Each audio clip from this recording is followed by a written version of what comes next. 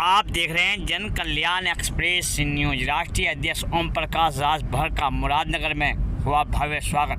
नव व्यापारी अशोक भाई व सतीश अग्रवाल ने संस्था पर हुआ राजभर का भव्य स्वागत। इसी बीच राजभर ने मोदी और अमित शाह की तारीफ और विपक्ष पर जम के बरसे मंच के मैदान में और कहा कि आने वाले 2024 में बीजेपी फिर सत्ता में आएगी और हम बताएंगे।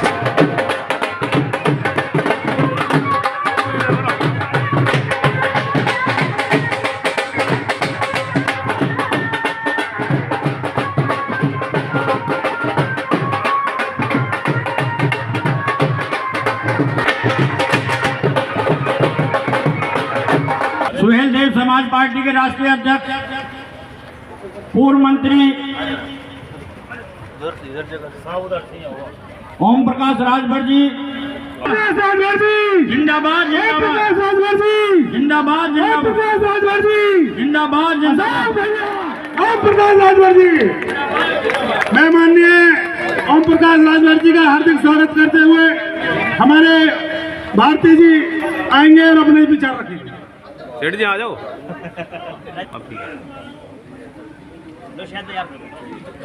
एक सेकंड तो भैया के यहाँ पे जाओ।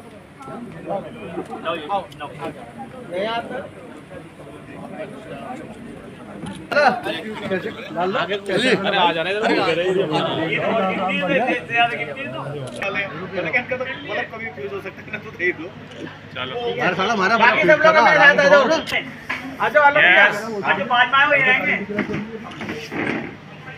देखिए ये तो अवसरवादिता है, कहीं भी जा सकते हो, तो ऐसा तो नहीं कि इंडिया जाएंगे, ऐसा कोई बयान हमने नहीं दिया जी। देखिए हम लोग 18 जुलाई को 2023 को एनडीए में शामिल हुए और शामिल होने के बाद हम लोग 38 दल के लोग इकट्ठा हुए थे दिल्ली में। तो माननीय नरेंद्र मोदी जी के नेतृत्व में 330 प्लस सीट जीतने का लक्ष्य लेकर के सब लोगों ने एकजुटता हम लोगों ने बनाई। तो लोकसभा चुनाव साथ लड़ने का इरादा है। अब एनडीए में शामिल होने का मकसद क्या है? देखिए विपक्ष तो कह रहा है कि इनका इस्तेमाल किया जा रहा है घोषित उपचुनाव में भी, ये उसके बाद घोषी की हार के बाद तो मंत्रिमंडल में देरी हो रही है। देखिए घोषी उपचुनाव सुनो, हम तो बहुत ताज्जुब रहते हैं कि जब निकाय चुनाव आता है तो ये होता है कि सेमीफाइनल, फिर पंचायत चुनाव आता है तो कहाँ सेमीफाइनल, फिर लोकसभा का बाई इलेक्शन आता है तो कहाँ सेमीफाइनल, फिर विधानसभा के चुनाव फिर सेमीफाइनल, घोषी का चुनाव तब फिर सेमीफाइनल, अब 5 राज्यों के चुनाव तक कहाँ अभी सेमीफाइनल। अभी सेमीफाइनल है कौन? अब तो हमको लगता है कि आखिरी चुनाव होगा जो 5 राज्यों का चुनाव हुआ है। तो इसमें तो अब क्लियर हो गया होगा, पूरे देश के लोगों को विश्वास भी हो गया होगा। जो पिछले चुनावों में जो विसंगति रही है, उस विसंगति में जो विपक्ष के द्वारा जो नारे अलग अलग बनाए गए, उन नारों का जवाब 5 राज्यों के चुनाव में 3 राज्यों में एनडीए ने चुनाव जीत करके जो पीडीए का नारा देते थे विपक्ष के लोग, तो वो बात करते हैं और एनडीए के लोग काम करते हैं। चाहे मध्य प्रदेश में उठा के देखिए, चाहे छत्तीसगढ़, चाहे राजस्थान, तो असली पीडीए तो यहाँ है।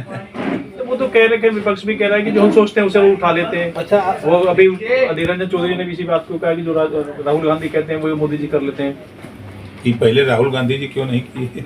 वो तो कह रहे हैं उनके करने का मौका मिलेगा तो करेंगे ना। अरे भाई कितना मौका चाहिए? 40 साल कांग्रेस की यूपी में सरकार थी, देश में लंबे समय तक सरकार थी, अब इससे ज्यादा मौका कितना चाहिए? 18 साल में बच्चा भी बालक हो जाता है, बालिक हो जाता है 18 साल में, वो कै साल में होंगे? अच्छा, अखिलेश यादव के खिलाफ आप बोलते हैं, लेकिन अखिलेश जी आपका नाम नहीं लेते क्या? देखिए हम उनके खिलाफ नहीं बोलते, हम उनके नीतियों के खिलाफ बोलते हैं। 27% आरक्षण 1993 में लागू हुआ। तो जो पिछड़ी जाति में जो जातियां आती हैं सभी जातियों के लिए लागू हुआ था ना, न कि एक जाति के लिए। EMOI का फैक्टर बना करके मुसलमानों को बीजेपी का भय दिखा करके मुसलमानों को नफरत दिया, पिछड़ों का नाम लेकर के पिछड़ों का वोट लिया। दिया क्या? नाई, गोंड, पाल, प्रजापति, बिंद, केवट, मला, आरा, कर्कवंशी, बंजारा, बहलिया, खंगार, जोल्हा, दुनिया, अंसारी, साईं, गजी, फकीर, गुप्ता, तेली, चौरसिया, इनको दिया क्या? आप 1531 थाने हैं उत्तर प्रदेश में, 4 बार की सरकार का रिजल्ट उठा के देखिए, कोई थाना ऐसा नहीं है। अगर 25 का स्टाफ है तो 8 से 10 सिपाही, SI, SO यादव जी हैं। ये बात तो बुरी लगती है। आपने दूसरे को हिस्सा क्यों नहीं दिया? 27% आरक्षण आपने अकेले क्यों लूटा? आप हॉस्पिटल जाइए, वार्ड बॉय, नर्स, आप चले जाओ तहसील में, लेखपाल मिलेगा, बाबू ये मिलेगा। आरोप तो सभी पे लगते हैं। अभी जैसे भाजपा की सरकार चल रही है, इसमें लगता है कि ठाकुरवाद चल रहा है, सभी को नहीं, ठाकुर। आप बता दीजिए भर्ती में कहीं हुआ हो? भर्ती का नहीं तो इसका नहीं, हम भर्ती की बात कर रहे हैं। पोस्टिंग की बात। तो उस समय क्या था? उस समय क्या था? आरोप तो सभी पे लग रहे हैं। नहीं, हम भर्ती की बात शुरू किए हैं। जाति जनगणना होनी चाहिए नहीं? संविधान में जातिवाद जनगणना के व्यवस्था है। हम 21 साल से इसके पक्ष में हैं। जब तक मैं अखिलेश जी के साथ नहीं गया था तब तक उनको खुद नहीं पता था कि जातिवाद जनगणना क्या होती है।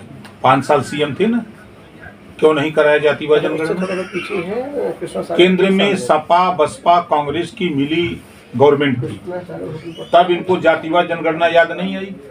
ये सत्ता से बाहर होते हैं तो ये तमाम बातें इनको याद आती हैं। जब आप योगी कैबिनेट में थे, आपने यही बात रखी थी कि जातिगत जनगणना होनी चाहिए, और इसके बाद आपने पद छोड़ा था।